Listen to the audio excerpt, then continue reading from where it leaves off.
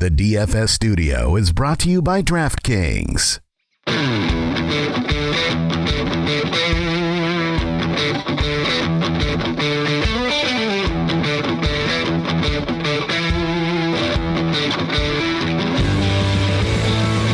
Welcome to the Fantasy Footballers DFS and Betting Podcast with your hosts, Kyle Borganoni and Matthew Betz.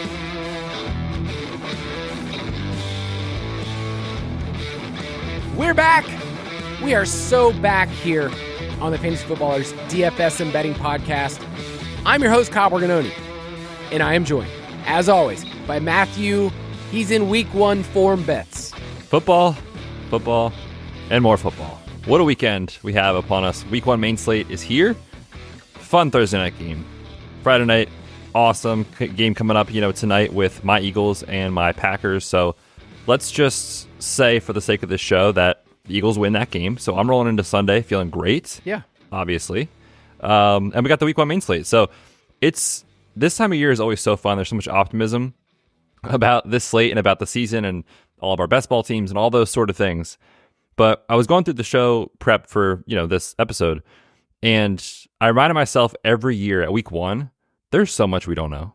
So this is a slate where I'm going to probably play more GPPs than I usually do, just because, man, I feel like some of these projections that you'll see, we think they're good, but look, we don't know certain roles and rotations and whatever. So I think this is a great week. If you are willing to get off the board, you could get rewarded handsomely if it goes your way.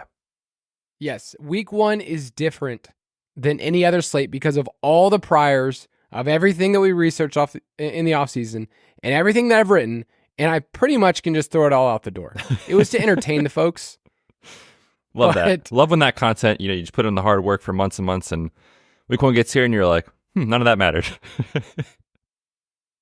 Part of what we do for a living, my friend, is that what we wrote last week has no relevance anymore. Like, is kind of sad. When I write, like I just wrote the Pace of Play article, it came out.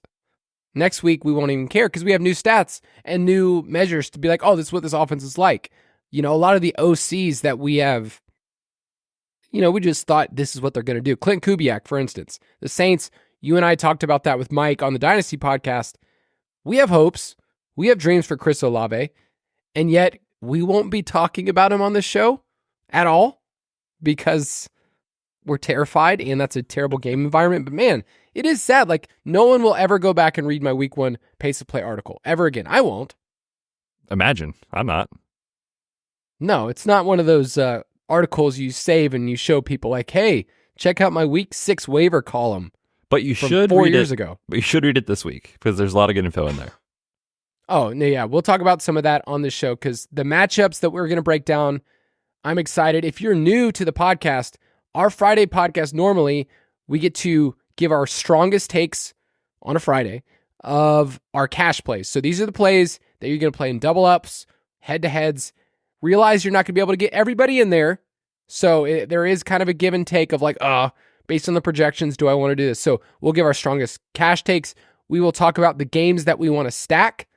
We will give our slate breakers of the week, which I'm excited about that.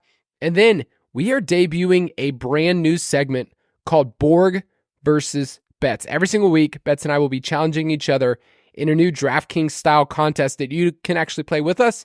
And even better, if you don't have a sports book, there's lots of states that have access to DraftKings Pick 6. So we will be talking about that in just a second. But before we jump into our cash picks, what would you say right now? You haven't lost any money. You haven't won any money. What would you say are you most excited? What's like your favorite part of DFS and what you're looking forward to? My favorite part of DFS is the fact that like what you did last week means nothing. It's so nice. Like, right? Like in a season long league, playing redraft with your buddies or whatever, the week before carries a lot of weight for you. You're like, I just had a loss. Like I gotta win this week, right? Or there's like a push for the postseason. We get to reset every Monday or every Tuesday and just turn the page and start all over fresh and just get more information. And I think our show and the DFS product, I think, does a really good job of providing context around a lot of just the numbers and stats and all that sort of stuff that I think our strength of the show is as we get into the year and we get some of these numbers and these stats and we have a lot of the context around them, our projections get better, the process gets better. So I love that just of evolution, not just week to week, but week over week as the season goes on. Yeah, I would just say for me, the process of tweaking and changing things just a little bit and trying to fine tune is an addiction. It's just something every single week you get to look at and go, okay, how can I improve my process? You don't want to overreact on the pendulum. But when I'm looking at our optimizer right now, I'm like, okay, there's things that we're projecting here, and it's week one, and I think we're overconfident. Same thing with roster percentages. I tell people, wait till Friday, wait till Saturday, but week one is the week. We're going off of what historically has happened and at these price points, but you cannot figure out what the field's going to do. And I would say, if anything, the chalk condenses more. The plays that people want to play condense over the top, and especially with rookies. Like, I'm looking at Malik Neighbors right now, who's going to be a player we mention in our cash pool at 5.8. I don't know how this offense is going to function. Like, I don't really trust Daniel Jones, and yet at 5.8K on DraftKings, Malik Neighbors is intriguing. Like, he could come out and just be an alpha week one, and then we're catching up the rest of the year saying this guy was 5.8K in week one. Now he's 7.5K. So I look at those things in week one and just go, people are way too confident in roles, and they're way too excited about rookies. Like, I got a question. We'll talk about this, but like the Bengals, we don't know about Jamar Chase as of this recording. You might know something, but there's players that are kind of jumping in, and all offseason we talked about Jermaine Burton, your boy, and there's a report today that he might not even see the field, even if Chase is gone. Like, he's probably going to redshirt for part of the season, essentially. So we want to stick in rookies. We want to make sure that they have the playing time, but often they kind of get eased in. Like Ladd McConkey's another player I want to play for his price point. I don't know how many snaps. He's never been a full-time dude, even in Georgia. I don't see him in week one. So any thoughts on that? I'm just week one participation and how people can adjust their offseason dynasty and rookie expectations into, hey, we're playing DFS and playing time matters. Yeah, I think the biggest area that you'll see that is at the running back position. Like, in week 14, we might be talking about Trey Brenson's role expanding and whatever, but like, I have zero doubts that in week one, James Conner is seeing the field, 75% of the snaps or something ridiculous. Like, he's going to touch the ball a ton. So my personal approach at running back this week is going to probably be going with these veterans that they're tried and true. They're kind of boring at this point, but like, that's where I see a lot of the, the stability at the running back position is just these guaranteed touches with these veterans. We see it often in week one where it takes a lot of time for these rookies to get back, but there are some rookies that I think are playable. Like you mentioned Malik Neighbors, like dude's going to play, not every snap, but he's going to run around on 90% of the dropbacks and he's a stud. So same thing with Marv, like, those are the things that are exciting, but also we just don't really know. And so oftentimes in these scenarios, I will let roster percentages kind of dictate how I handle it. If the field is going to jam in Marv just because he's Marv and we like that game, maybe I'll play a little Trey McBride and just say it might take him a week or two. I don't really know, and no one really does. So that's what's fun about this slate is that there is so much, unknown about roles and how much playing time and all those sort of things that you do need to think, I think, critically about like how confident the field is or isn't in some of these uncertain situations. If you want to get all of our picks, you can go to dfspass.com. Our DraftKings picks for Cash and GPP, same thing with FanDuel, our articles, optimizer, everything is going to be in there. You can go to dfspass.com. Also, just a little note, if you are one of those people that are used to playing on the app, like you're used to the Ultimate Draft Kit Plus, we do everything, and we highly recommend do not build DFS only through your mobile app.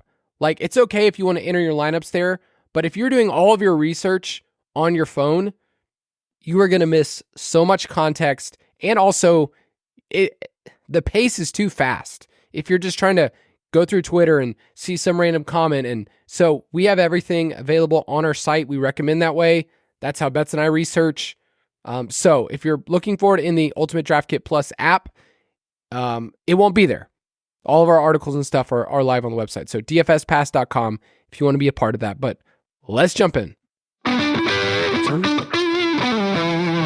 Straight cash, homie. Now I know we are so back, because when we hit that drop, that means that you and I are going to give our confidence plays as of this recording. We're actually recording a day early since I get to fly out to Arizona, but these are our confidence plays heading into the weekend, and then our best plays article, which comes out on Saturday, will kind of solidify our core players that we use in cash. So at quarterback, I'm really only looking at two guys, and they're way too cheap. It's Anthony Richardson at 6.3. It's Kyler at 6.4. And that's all I'm really doing right now. Nice and easy to start the week, start the year. Our two top plays. Yes, I like both guys. To me, when I look at how I think both teams are going to interact with each other, meaning Houston and Indy, I have a slight lean towards Richardson just because of the rushing, insane ceiling. Not that Kyler doesn't have a ceiling, he does. And we'll talk about Kyler a ton. But when I think about just how it broke last year for Richardson, when he was out there, again, small sample size, but led all quarterbacks in fantasy points per draft back, he was on pace, again, it's 4 games, but across the season on pace to lead all quarterbacks in design rush attempts and scrambles. So it's like, man, if we even get like 75% of that, 60% of that from last year, it's going to be really hard for him to fail, quote unquote, relative to expectations. That game is in a dome. Indy plays fast. Houston, we think, is going to up their pass rate this year with CJ Stroud on the other side and Stephon Diggs in the lineup. So I just like that game environment a ton. That, to me, I would lean Richardson a little bit over Kyler, but if anybody has the extra $100 to get up to Kyler, no faults there. In tournaments, I'm going to be playing some Kyler, so I'll have exposure to both these guys. Yeah, and all we want here is just a crazy high floor at a price point. Like, these guys should probably be $1,000 more. Yeah, I think so. We were playing all, like, Richardson last year before the injury at like 7,200 or something, right? So we get a little discount this year. If you're on FanDuel, just know that the quarterback pricing is going to be a little bit softer. So Josh Allen, his price might seem really high, but still, it's a good value for somebody. We'll talk about that game, but man, when Josh Allen is not pressured, which, by the way, the Cardinals have the worst defensive front in the league, he's Josh Allen. He's number 1 in the league in points per dropback. So Josh Allen on FanDuel, Kyler is way too cheap on FanDuel, and Caleb Williams is interesting. Real quick, because I think people want to play Caleb.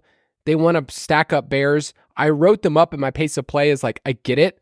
I understand the desire to do it. I just find that if he's going to get steamed up based on 2 preseason highlights, then it seems to me that game, Bears and Titans, I'm going to be lower on. Yeah, I think in early runs, I'm seeing somewhere around like 12% on Caleb. That's a lot for... It's a lot for the compared unknown. To Richardson. And I also think, too, we need to remember, like, the Titans' defense is not... I'm not saying they're going to be great, but over the last couple of years, it was like, you just throw on the Titans. Everyone does it. They're terrible. This is a different defense. This is a different coaching staff. They have L'Jarius Sneed now. Like, things are just so different in Tennessee that I wouldn't just copy and paste last year. And so this is an example of... I mean, don't get me wrong. I see the ceiling case for Caleb. Like, he's got 3 studs. He's a quote-unquote generational prospect, people will say. Like, I think he could have a very great game. But it's not the best game environment on the slate. We don't really know if Will Levis can hold up his end of the deal on the other side, right? So, like, there are ways where it goes south. And this is an example of the field seems to be overconfident in the rate at which this hits. So I'll probably come in underweight. Yes.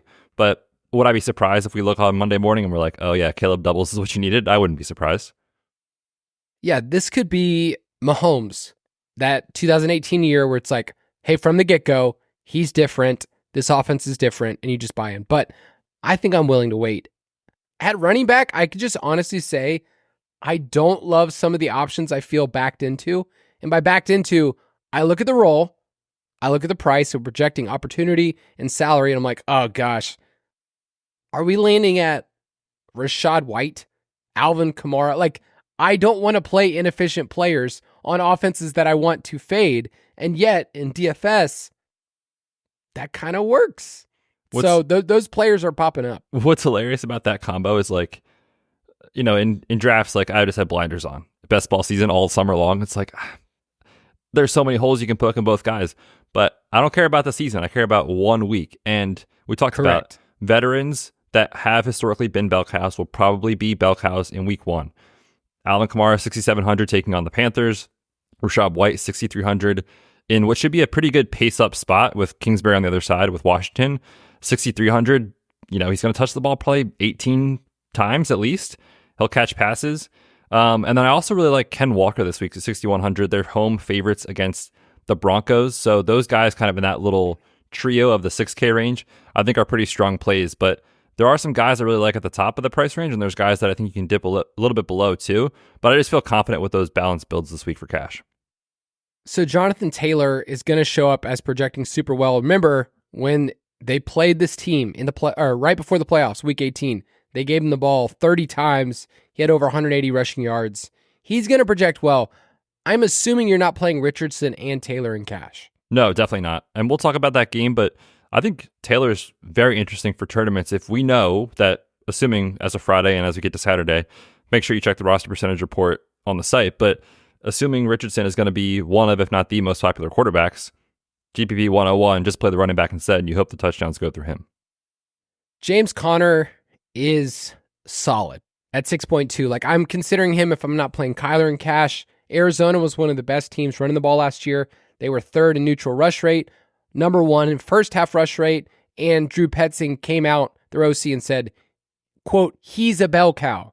So in fantasy, we're always trying to grasp for little bits and pieces of information. It's great when an OC is basically playing fantasy with us and says, he's the dude. So James Conner at 6.2, I really like a lot. We'll talk about the game environment. I think he's fine. Devon Achane, do you feel like you can go there in cash? Because we'll talk about him for tournaments. I'm excited at 6.8, but in cash, I'm probably going to end up having Tyreek. Yeah, I don't think you can. Just, when we talk about cash games, like, especially on week one, we just want like guaranteed touch volume is kind of how I'm approaching it. Now, 12 touches might be enough for Devon Achane, but that's how you play it in tournaments.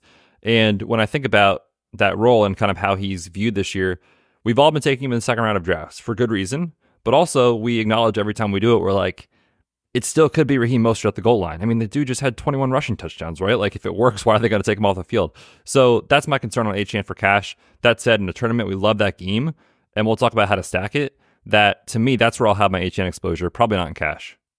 Yeah.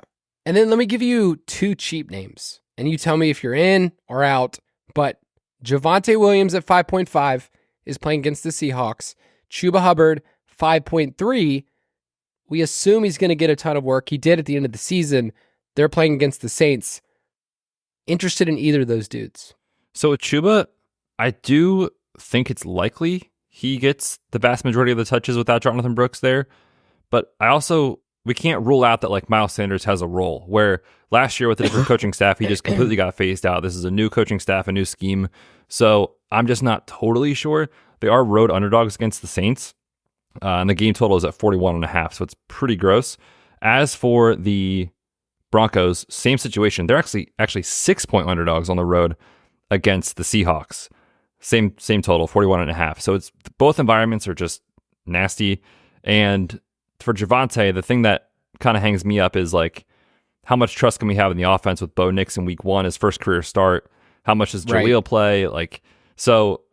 And the market just all summer has been telling us Broncos are going to be terrible. Maybe they're not, but that's what the betting markets have been saying.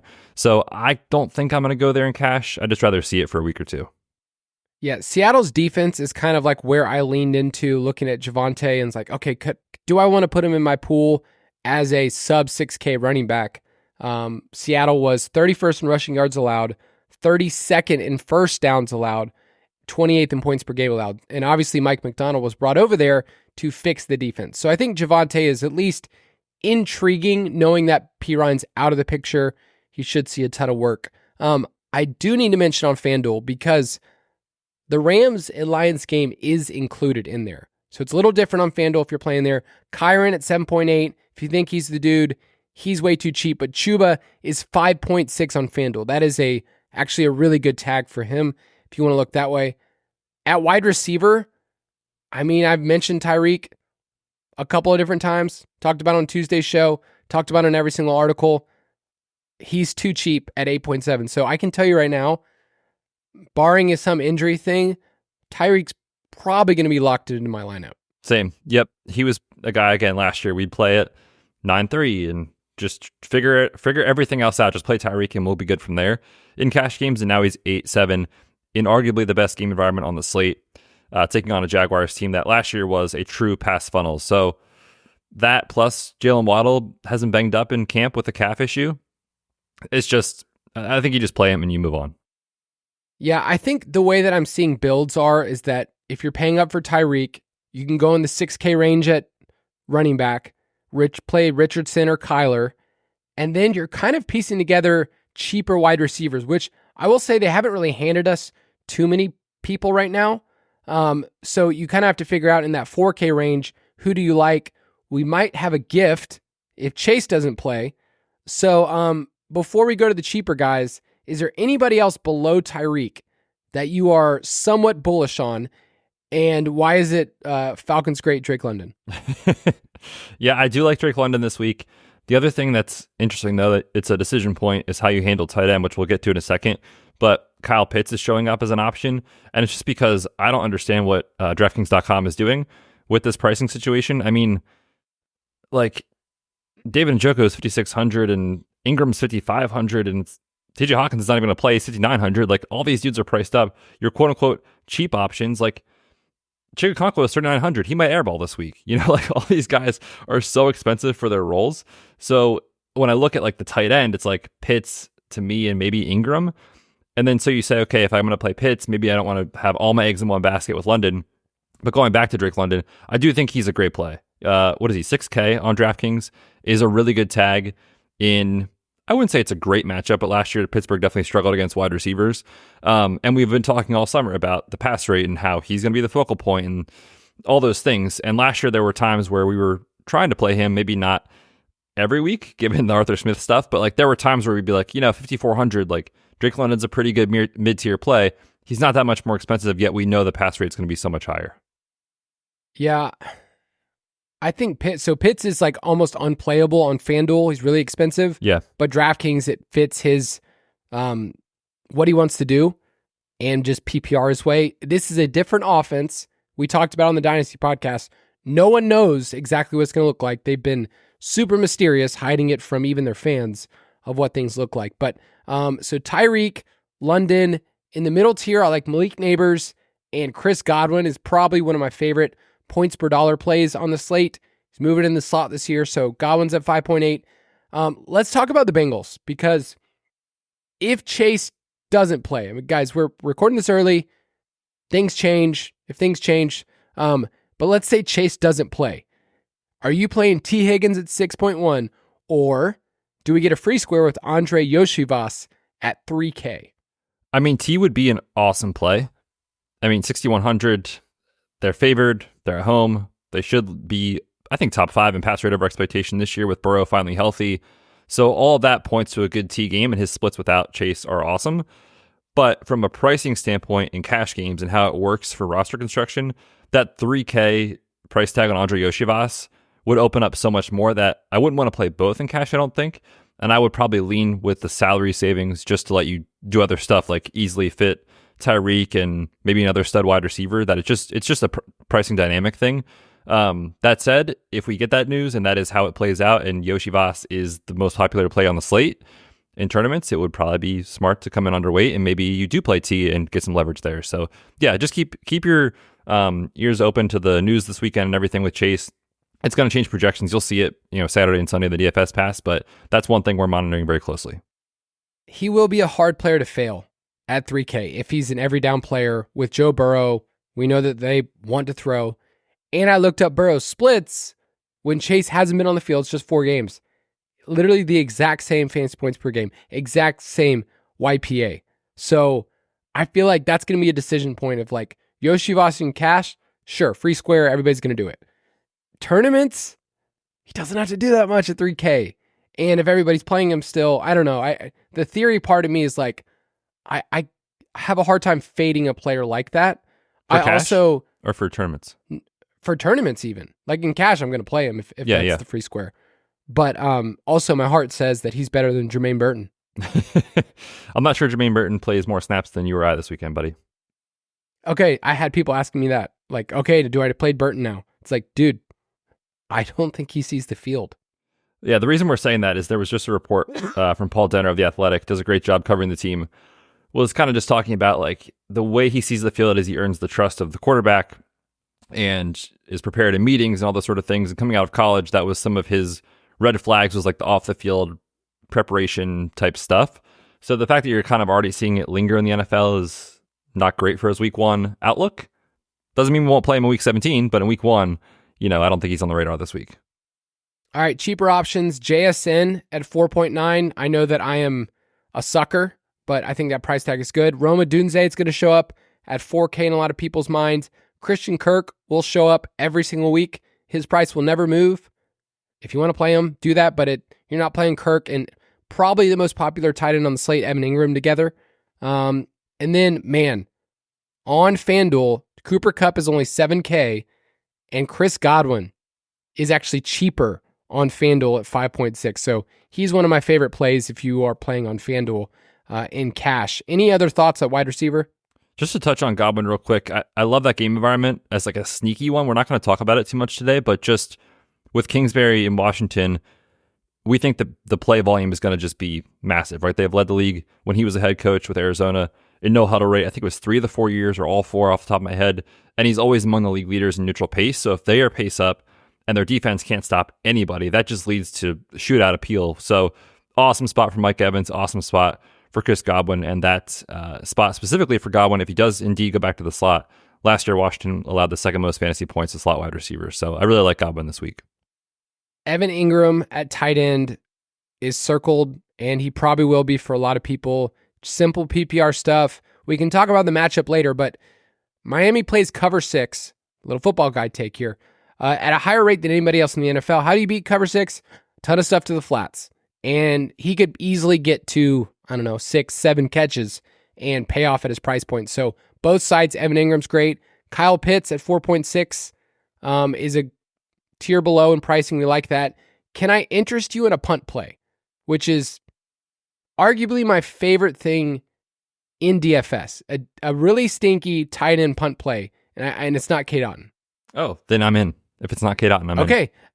Kylen Granson. I'm out. Tight end for the Colts. 2.9. No? I mean, can you even guarantee he's going to lead the tight end room in routes run? Yes, I can. Can you actually guarantee that? Because I don't think you can. I think that I would bet money on it. Okay, we'll come up with a little discussion on the side. The thing for me with Granson is we're already concerned about just the pass volume, period, for Richardson. With Taylor healthy, is he going to attempt 28 passes in this game? Like, I think his line is like 31.5 or something like that on Sportsbook. So we shouldn't expect a huge pass-heavy game plan here, and if we do, it's probably going through Pittman and A.D. Mitchell, and Richardson's going to run and Taylor's going to run. So I guess for cash it might be fine if he gives you 3 for 30, but that to me feels like an outlier performance. What I just heard from you is that I wasted your time bringing up his name. That's correct. Okay. Well, bring up a dirty name for yourself here, brother. Yeah, I really hate tight end this week. Like, it's so bad when we're like, you know what? Ingram at 5.5 is actually not too bad. Like, that is an egregious price tag for a guy that last year we were having a tough time stomaching like 4.5, right? So I get it. I mean, Ingram's probably the best play, but like, are you going to be shocked when Zach Ertz 8 for 21 is what you need in cash this week at 3.6? 8 for 21.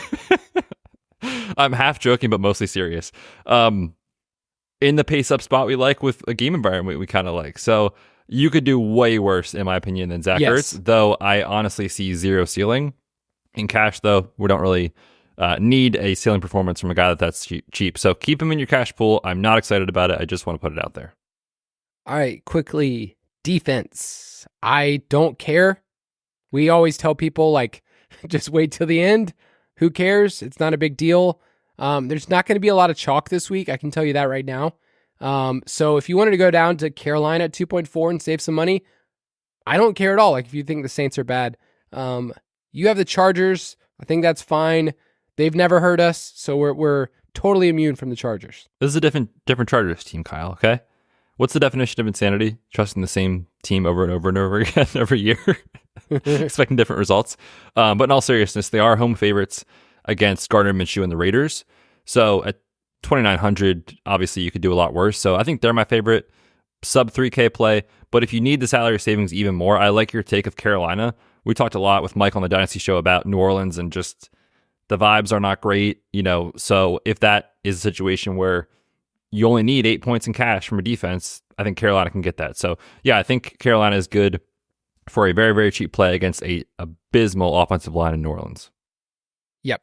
On FanDuel, the Giants are at 3.8. The Falcons are 3.6. They are much cheaper on FanDuel. They are on DraftKings. They are both at home against Sam Darnold and Russell Wilson. So that's all I need to say about that. Let's take a quick break, and we'll be right back.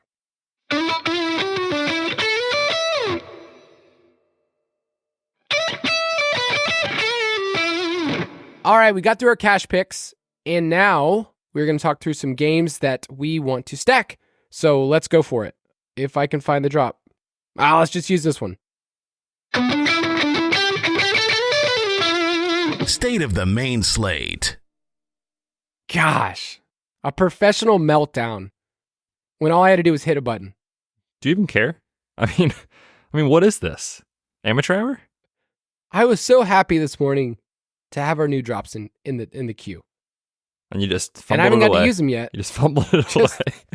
Just this show, everyone's like, this sucks. This guy sucks. Yeah, turn off the podcast now. All right, good. First game we're going to talk about is the battle for the soul of Florida. The Jacksonville Jaguars at the Miami Dolphins. The DraftKings Sportsbook line is Miami minus 3.5. The over-under is at 49. In my game pace score, this is a 4.25 out of 5, which is basically all the games. We have 3 games that are above the rest. When I look at this game, I look at 2 quarterbacks that are actually pretty similar. They target first reads. That's what they do in their offense, but they do it in different ways. Tua, that they try to get the ball out of his hands, except they have the fastest dudes in the league, so they can actually get behind defenses. It's weird if you look at Tua's splits. It's like fastest time to throw and also most 30-yard completions. So it's like, just run and I'm going to chuck it and it's going to work out that way. Trevor Lawrence is, I lock under the first read, and a lot of times it's not good, especially when he's under pressure. So from outset, there's a lot to like about the total, about throwing the ball. I do have some concerns about the Jaguars being able to stay with it, but where do you want to start talking in terms of stacking? Well, before we get into the stacking, I think when you look at Miami's side, defensively last year, they were awesome in terms of pressure rate. To me, I just want to point out this defense should look way different this year. They lose their defensive coordinator. They also have their defensive line recovering from a bunch of season-ending injuries.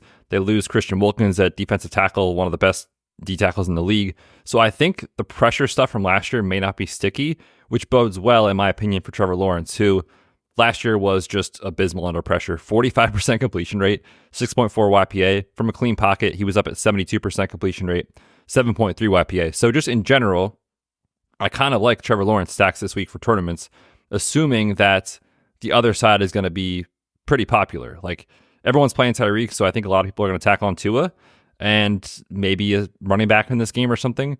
But when you look at the Trevor Lawrence stacks, like, he's pretty cheap, especially on FanDuel. 7,400 is a really good tag. And then his stacking partners are also very cheap. Now, we talked about Ingram. It's a really good spot, good matchup. Last year's Dolphins allowed the 4th most fantasy points to tight ends in the slot, which is where he's going to live.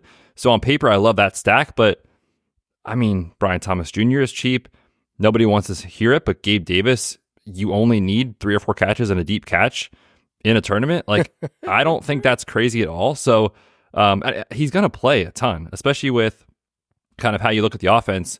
The 2 wide receiver set thing, everyone was nervous in the preseason about Christian Kirk. Like, Gabe the Babe is going to be on the field. Now, is he going to do anything? Who the heck knows? But I guarantee you, everyone sees these 2 priced next to each other.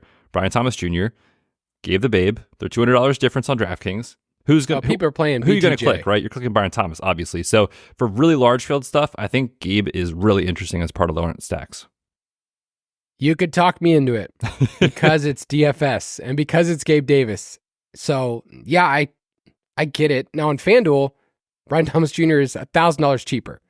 And that's a different conversation. Go there. Yes. So let's start with the Jaguars side.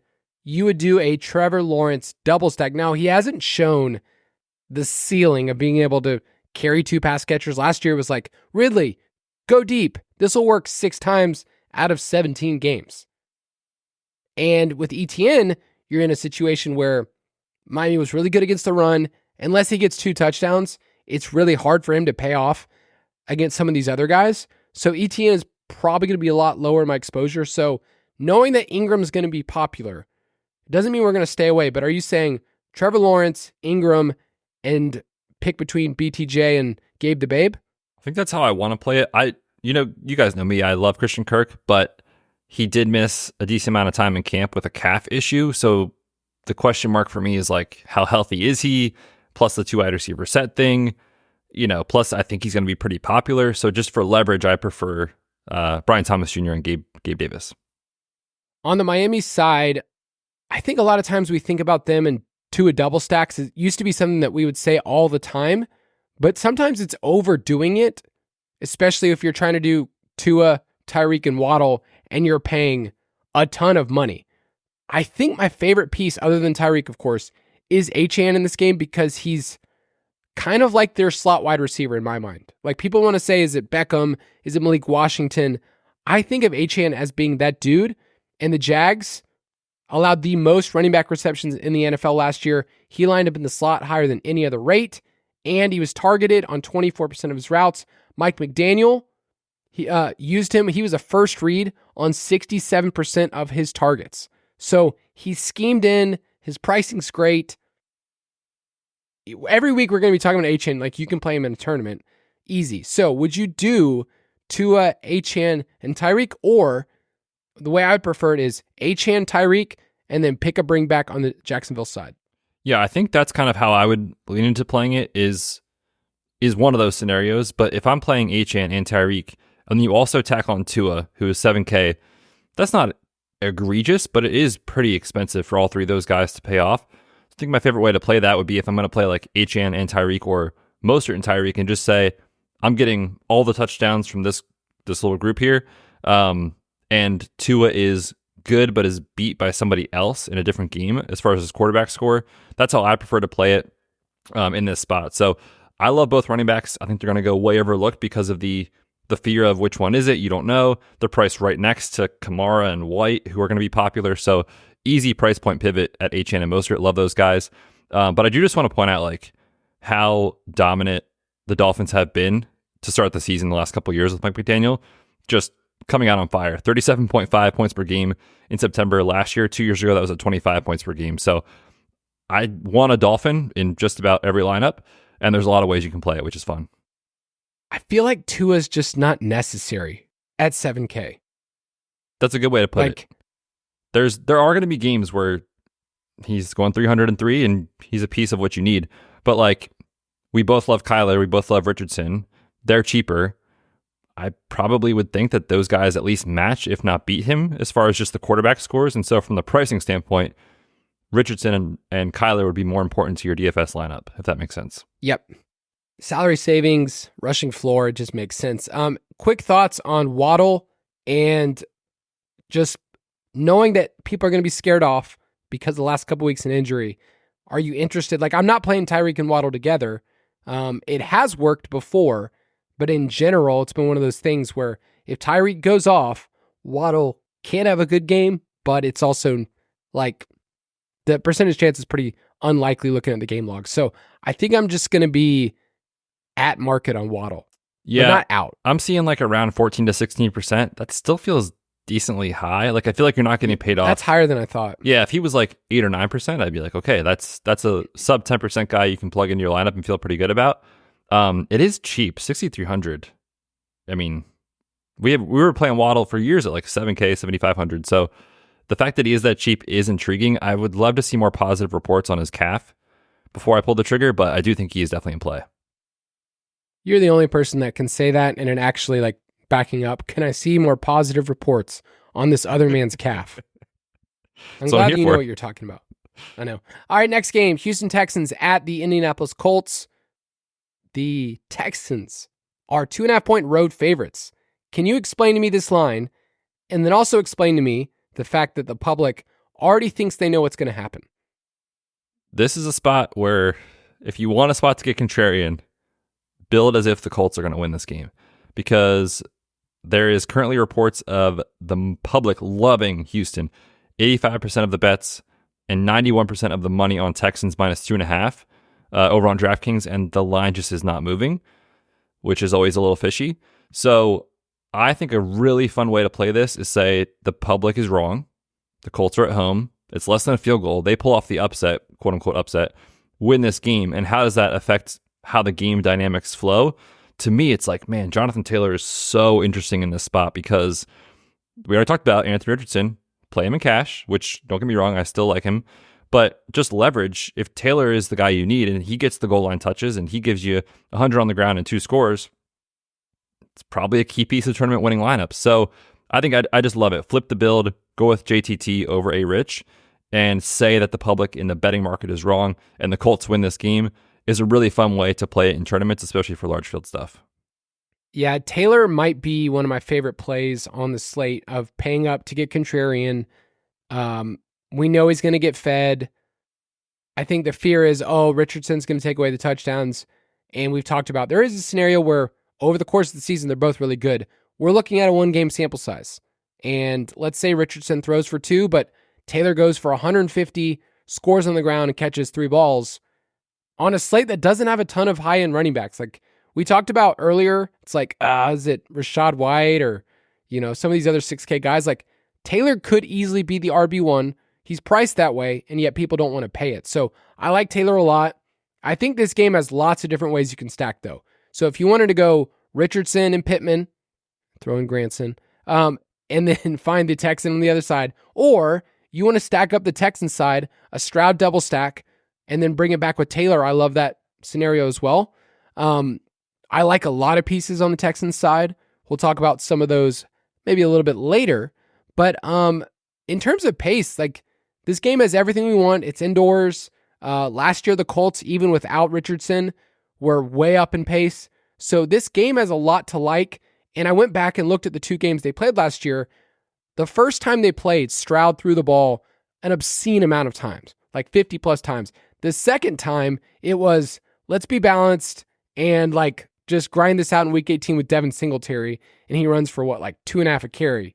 So there's a couple different approaches, but with Richardson here, I feel like it's guns up, baby. Yeah, I think the pace is going to be there. This is a game that it'll be popular, but for a very good reason. Last year, Indy was 3rd in total plays per game combined. Houston was 10th in neutral pace last year, and Indy led the league in no huddle rate. So we kind of know what we're getting here is play volume, and I think both pretty efficient offenses. So love this spot. It's obviously in a dome. We like that. So everything lines up to be a great game stack here. The tricky thing, like you said, to me is on the Houston side, because I think Stroud's going to just slay. I mean, Indy right now entering the season, and this is not everything, but they're ranked 28th per PFF entering the season. They were terrible last year. So Stroud carved him up last year. What's going to stop him from doing it again? 384-2, 8.2 YPA, 264-2, 10.2 YPA against this defense in his 2 matchups. Not saying it'll happen for sure again, but I think he's a pretty good bet to do that. So then it becomes, okay, if you're playing Stroud, who are you going to play him with? And that's where the fun part is, because it's the unknown. Is it Nico? Is it Tank Dell? Is Steph Diggs the play this week in a zone-heavy scheme? So there's a lot of uncertainties that I think if you're playing a lot of lineups, you can play different variations of the Stroud double. And then my favorite way to bring it back is with JT on the other side. Yeah, Stroud double stacks sound amazing. And I've been talking up Nico Collins, been calling him Big Chunk for the big chunk plays. And this is breaking news to me, by the way. Did not know that you called him that. In my head all offseason, he's Big Chunk. FanDuel, he's 7,100, man. That is a cheap price tag for a site that rewards touchdowns. I like that a lot. Tank Dell, he's one of my core plays this week at 5,500. Talk to me about Diggs, though, because I know my priors will tell me that I will be down on Diggs because he's priced up above Tank. He's pretty close to Nico.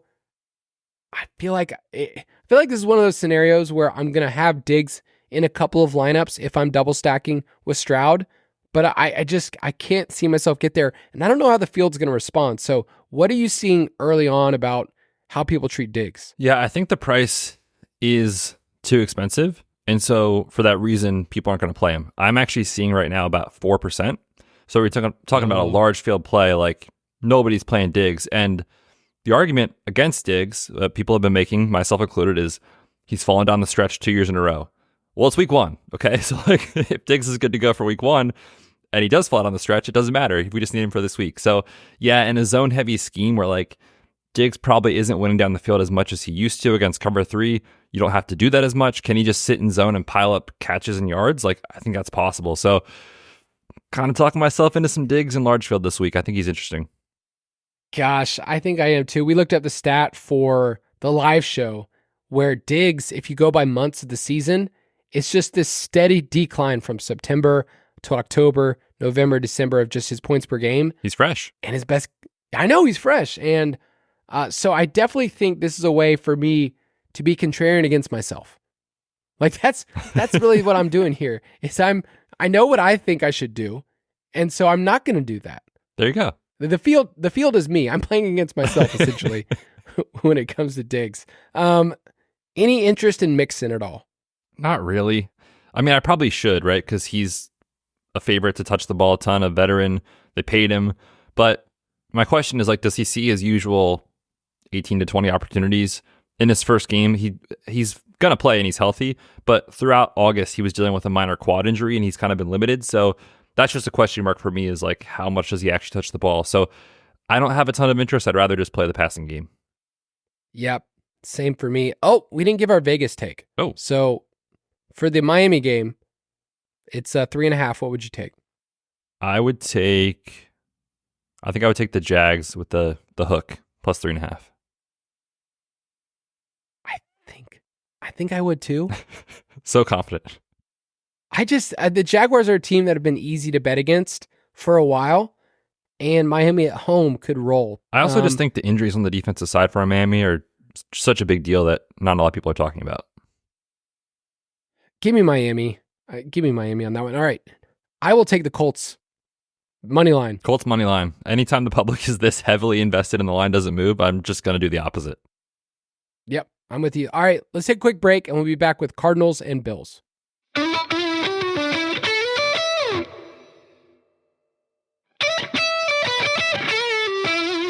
All right, we've got one more game to talk about, then our slate breakers, and then we'll finish off with a little Borg and Betz. This game should be familiar in your mind. It's the Cardinals and the Bills. A couple years ago, I was in first place in a tournament, and DeAndre Hopkins decides to catch a Hail Mary and ruin my week after I think Diggs had like 3 touchdowns or something. Diggs was like so money, and I think I fell to like 5th place. It's okay. I'm not mad about it. I haven't thought about that at all. Nope. But when I saw these two teams, I was like, oh, I know this feeling. This is a great matchup. All right, the over-under's at 48. Buffalo's favored by 6.5 at home. Buffalo has a 27-point team implied total. We just poo-pooed on them on the Dynasty podcast saying things could fall apart, and yet Josh Allen is Josh Allen, and he's awesome, and I get his price tag. What do you think he will come in for roster percentage, knowing that he's expensive and that everybody wants to play Richardson or Kyler on the other side? So early runs, I'm seeing about 10%. I would not be surprised if that comes down throughout the week, just because, like you said, everyone wants to play Tyreek, and if you want to play some of these more expensive running backs, then like it's tough to get there with Josh Allen. So I think that number probably comes down to 8-7%. He won't be unrostered or anything. It's just that I think he'll come down from 10. But yeah, he's really interesting, man. I mean, the Bills have the highest team total on the slate. They're at home. They're favored. They should crush. The Cardinals defense can't rush the passer. Their secondary is terrible. Like, it all just lines up for Josh Allen to go crazy here, or James Cook, but somebody on the Bills I think is getting home this week. Yeah, I think the part that's hard in my mind is seeing what this team did in the second half with Joe Brady. It was, 31st in pass rate. It was 20th in explosive pass rate. So the team's identity was in running the football. It obviously sets up well for James Cook because the Cardinals were among the worst against defending running backs last year. So I like Cook. He is not cheap, though. At 6.9, like compared to some of the other low 6K guys, I think you are paying that price, knowing that he might have a touchdown stolen from him. Like, that sucks, man. It sucks paying that price. Even on a full PPR site, he's going to catch 3 or 4 balls, and yet you know who the goal line back is. So with Josh Allen, when he's not pressured, 3rd in completion rate, 2nd in fantasy points per dropback, 1st in points per game, this team can't rush the quarterback at all. So for Josh Allen, is it as simple as, I'm going to pick one other weapon. I'm going to pick Allen and Kincaid. And I ran some numbers. If you play those two together, you only need 55 combined points to 4x in your salary. Everything always works out for that number. So could you get 55 points from Josh Allen, Dalton Kincaid in a large field? You could.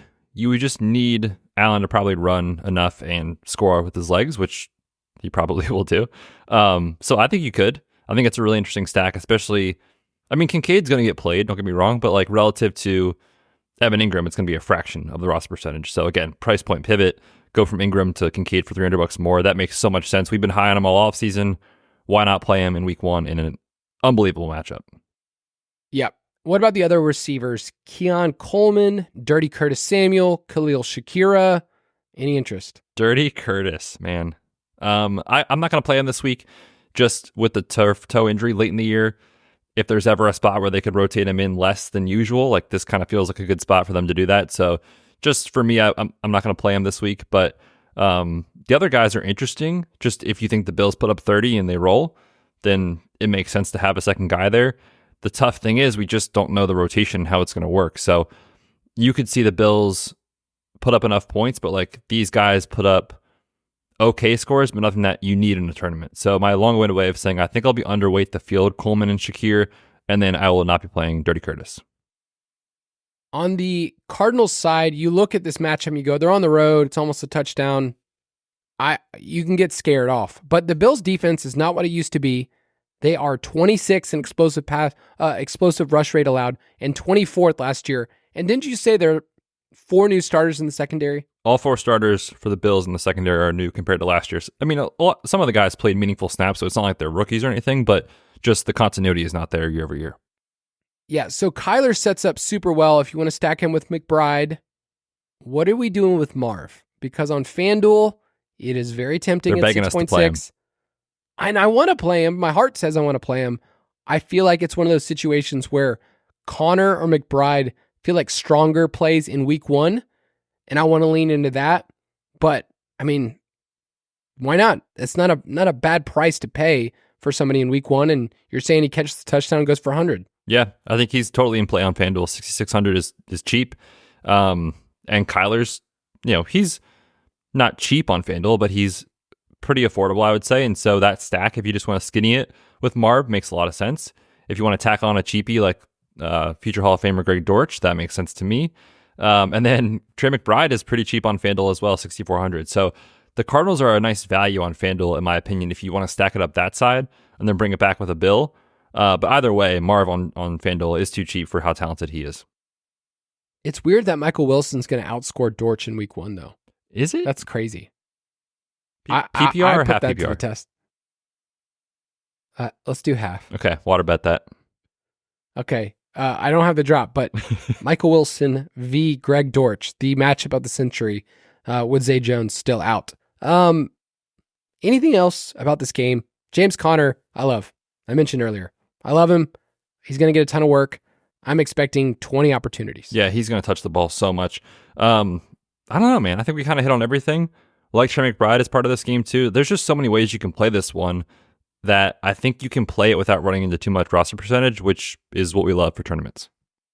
All right, I will take the Cardinals and the points. I was also going to take the Cardinals and the points, which means the Bills are probably going to smash. Probably. All right, we've talked about it. Let's do it.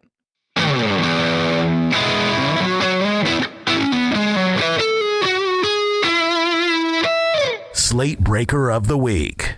We have a drop now. Love that. That was awesome. I know. Yeah. I only asked Mike a year ago, but he did it. He made the drop.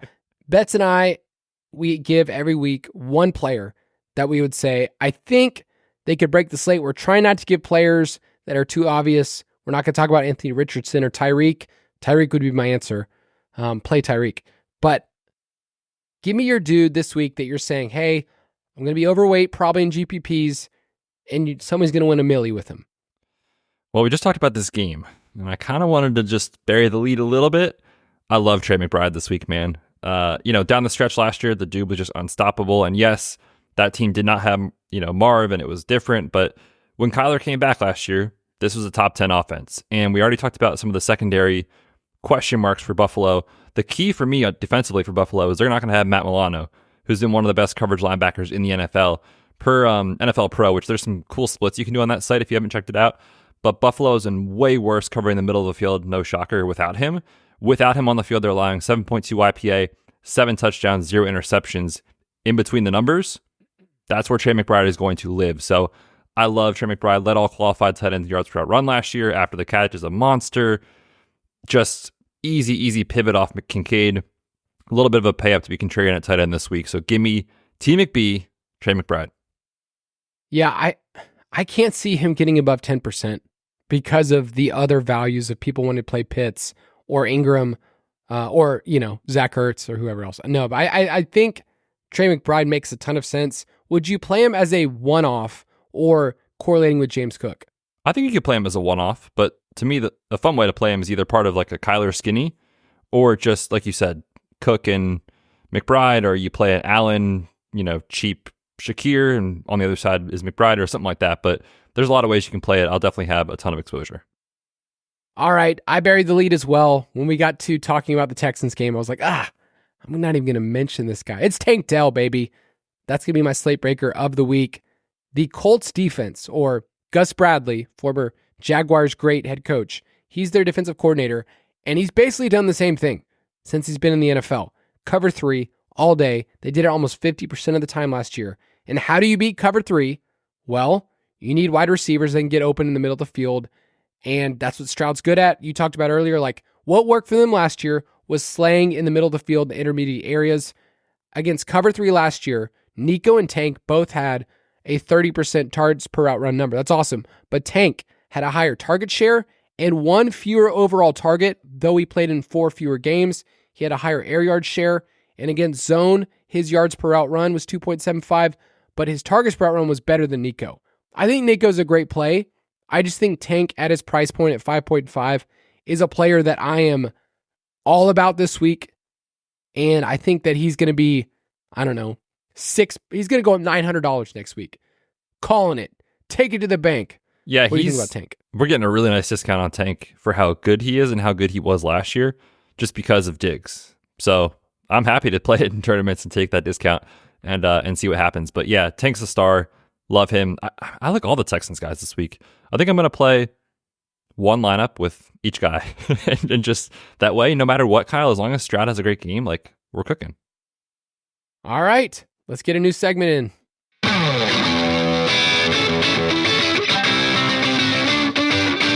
It's time for Borg versus Betz, presented by DraftKings. All right, every single week on our Friday show, we're going to be giving a little battle between us and DraftKings Pick 6, which is a newer thing they've done this year. And one of the best things about Pick 6 is that if you don't have a sports book in your state, you probably can play Pick 6. And all it is what you're used to either on Underdog or other places of declaring a more or declaring a less. And so Betz and I will be going head to head, and we'll be tallying those up from the course of the season.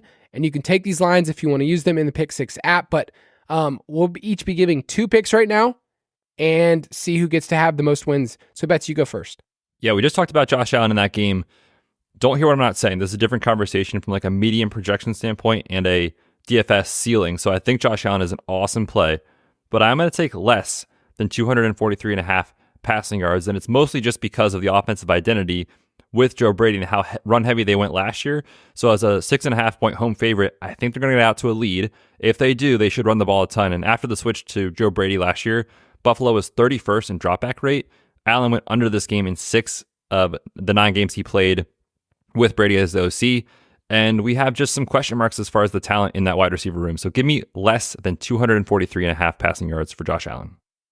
In the same game, I will be taking James Cook's more than 62.5 rushing yards. We talked about the matchup. In Buffalo wins last year, he averaged over about 16 carries and 78 rushing yards per game. It's as simple as you're taking one side of this, I'm taking the other, and there's a chance we both could be wrong. But I think the game flow is going to set up for James Cook to be the dude. Maybe Ray Davis steals a inside the 10 carry, but I think Cook is a good bet for 15 to 17 carries, and he's always been efficient. All right, give me one more. Yeah, let's go to the Sunday night game, Rams and Detroit. I'm going to take Kyren Williams less than 15.5 receiving yards. It's a low line. Like, he can definitely get over this, but he was under in 7 of 9 games last year that Puka and Kupp both played. And last year, the Rams were dead last in target share to the running back position. So just follow the trends and think the offense, passing-wise, goes through Puka and Kupp. I will take less than 15.5 receiving yards. All right, I'm going to take a risky one and one that people aren't going to like, but it's Caleb Williams under or less than 16.5 rushing yards. Tennessee is probably going to try to contain him inside the pocket. And I've talked a lot about fantasy points that the stickiest thing is what they do inside. That outside is roughly 13% of most quarterbacks' fantasy production. So I think Caleb Williams in his first game, if they get control of the clock, I think you're going to see a lot of conservative play calling in the first week. And young rookie quarterbacks are just volatile in general. So I will take the under there. So I'm James Cook more than 62.5 rushing yards, Caleb Williams less than 16.5 rushing yards. And Betz, give your lines one more time. Yeah, Josh Allen less than 243.5 passing yards, and Kyren Williams less than 15.5 receiving yards. That was Borg vs. Betz presented by DraftKings Pick 6. Download the new DraftKings Pick 6 app now and use code BALLERS for new customers to pay $5 and get $50 in Pick 6 credits guaranteed, plus 1 month of NFL Plus premium on us with the code BALLERS. Ballers for the boys. Betz, we did it. People are going to be ready. They got to make sure that they hop into the DFS pass and check out all of our stuff. So just kind of tell them Saturday what to expect. Yeah, Kyle and I come out with our best plays article on Saturdays. Basically, we kind of rank like 1 through 5 or 1 through 6, depending on how strong the slate is. Our top quarterback plays, running back plays, all the way through to defense. Talk about the game environments we're stacking. So it's kind of a good culmination of the week of like, here's what we talked about on the show. Here's maybe what's changed since. Here's our final thoughts and how to get you ready for the slate. Plus, Matt Hakim's tournament takes article comes out on Saturdays too. So you'll have tons of stuff in the DFS pass throughout the week, as well as Saturday to get you ready for the main slate. That's going to do it for us. Go to dfspass.com, and we are excited to talk to you on Tuesday. It'll be fun. Go win some money. We'll see you then. Good luck this weekend. Catch you on Tuesday.